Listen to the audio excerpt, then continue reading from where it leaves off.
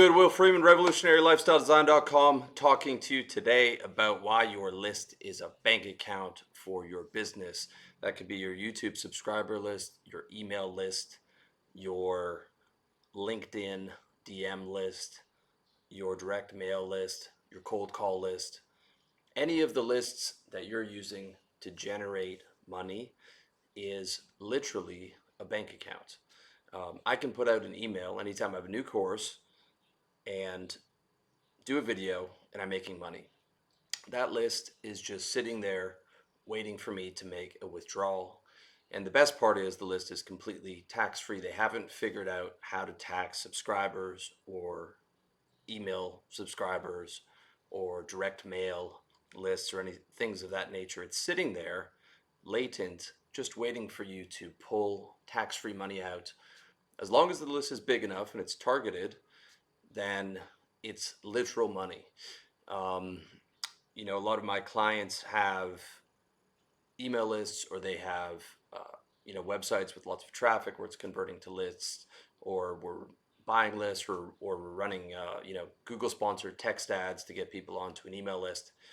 And I was having a conversation with one of my clients to just drop 30K to get 10,000 email subscribers for his site that sells sort of gray market products that are legal, but it's a nice little niche. And it's very targeted. It's in the health space, and he's got a great lead magnet. We can probably get $2 to $3 conversions on that lead magnet. And then with each lead magnet download, 1 out of 20 people will buy his affiliate purchases, making him, about $100. So he's going to pay $3 per lead. 1 out of 20 buys a product. He's actually making money on that lead magnet, even if he's running ads to it for the cost of $3. If it's $10 per subscriber, he's losing a bit of money.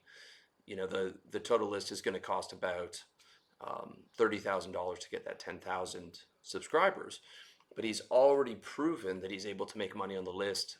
He just scaled that site up. He's doing very well. He's got 7 functional businesses right now. He just scaled that site up. So he's got 700 subs, sent out 1 email, got $100 back, which is great testing, right? So, let's say he does 3 emails per week, scales that up to 10,000 subs. I did the math. It's about 60,000 if you can maintain those, rates of conversion. And that $30,000 investment, let's say, to get those 10,000 subs at $3 a lead, is a business expense. So that's a tax write-off for him, right? And that money is now sitting there without being able to be taxed and without being able to be inflated. And it's just, he's shifted some of his net worth from his business bank account, or let's say his personal bank account, or he sold some crypto, or he sold some gold, or whatever it is, and just moved it over here to the business list. And it's now in the form of a CSV file. And it's a CSV file that can make him $60,000 a month. And that to me is just mind blowing. And of all the channels to sell, email is for me the most consistent and most profitable, surprisingly, very surprisingly. YouTube is how it's necessary to develop a following with me and a kinship and all these different things. And when I used to be selling high ticket coaching, it wouldn't have been possible without YouTube.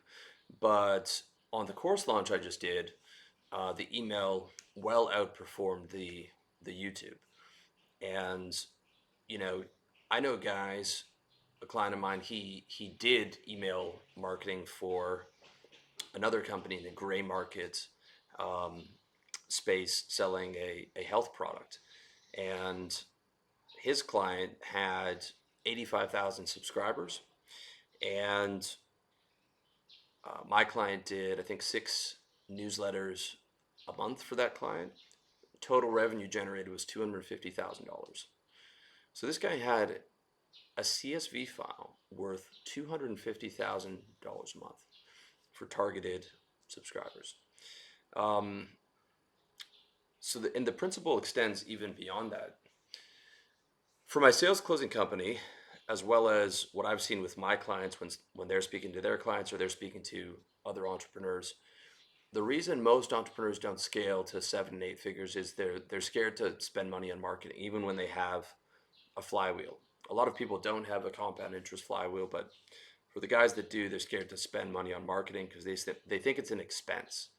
Most entrepreneurs don't understand business at all, especially your lawyers, your dentists, your professionals who don't even really consider themselves an entrepreneur. They consider themselves a dentist or lawyer, things of that nature.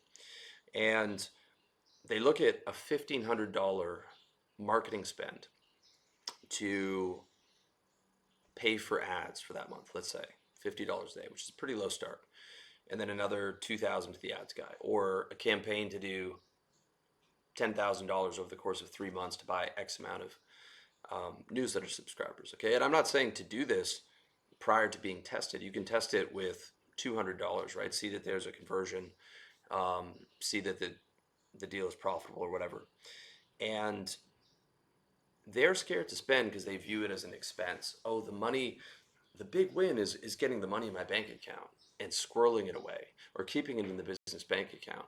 Or I'm going to squirrel it into gold and Bitcoin and property and stuff that's safe.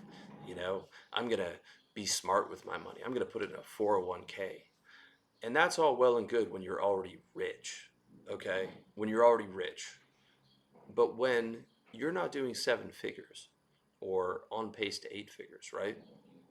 Let's say you're just doing six figures, okay?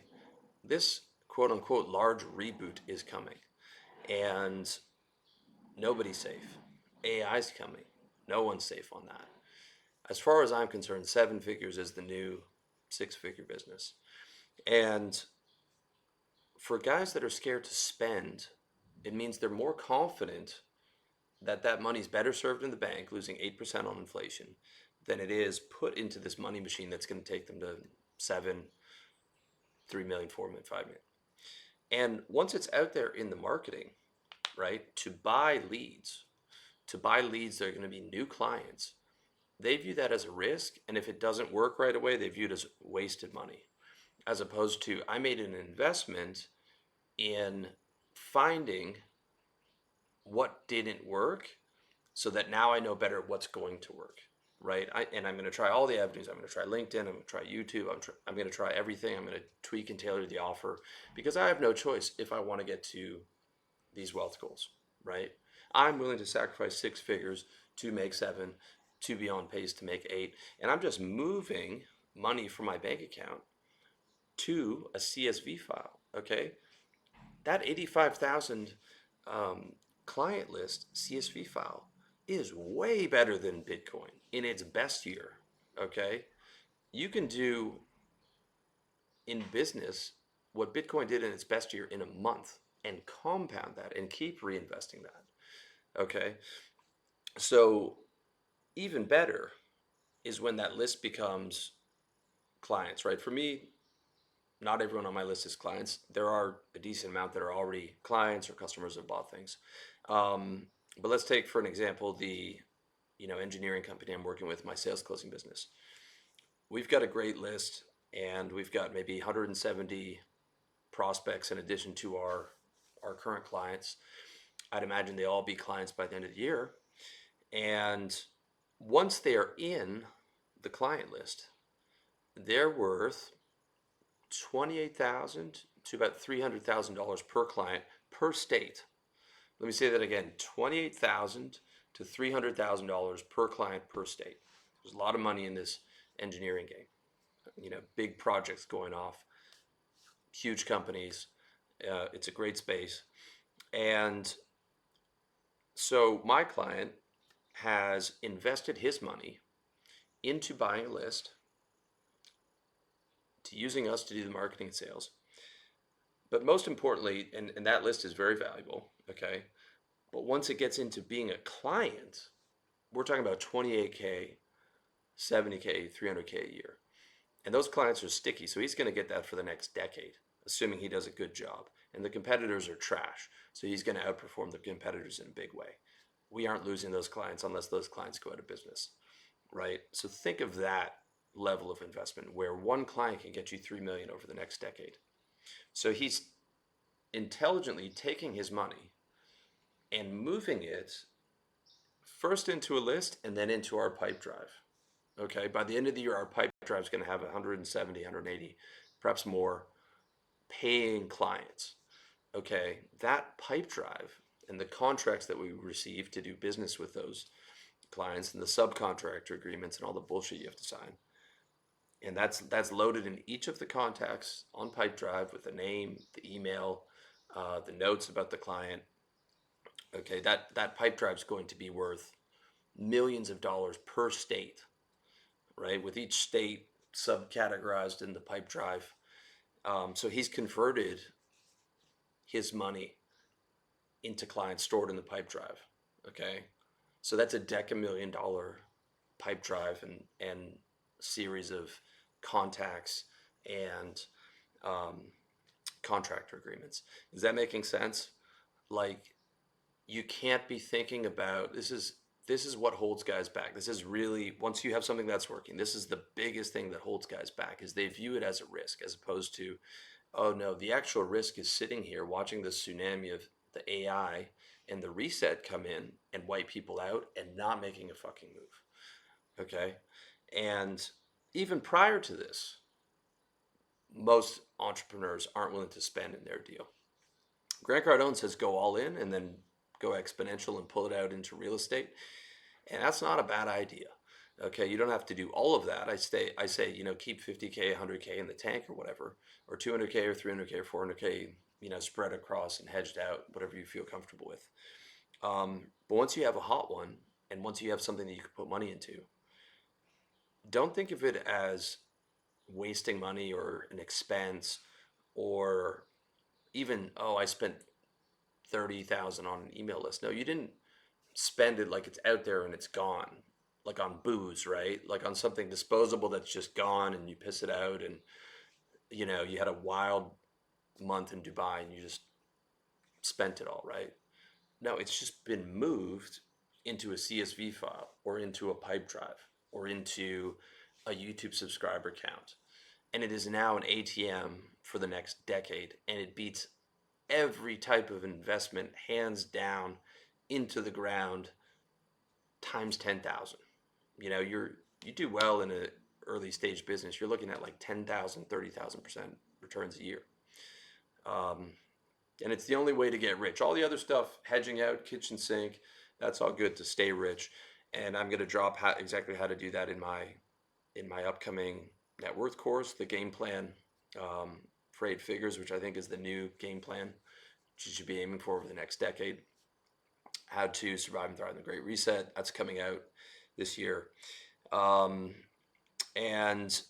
so if you hear the message and you like this type of game, I want you to join our Brotherhood, revolutionarylifestyledesign.com/brotherhood. Links in the description. So we talk about a lot of this kind of game here, and I'm not doing coaching calls anymore. I'm not taking any new clients. I still have some of my current clients. So that's the only type of place right now you're going to be able to get this game from me, at least. I'm in there and I'm active.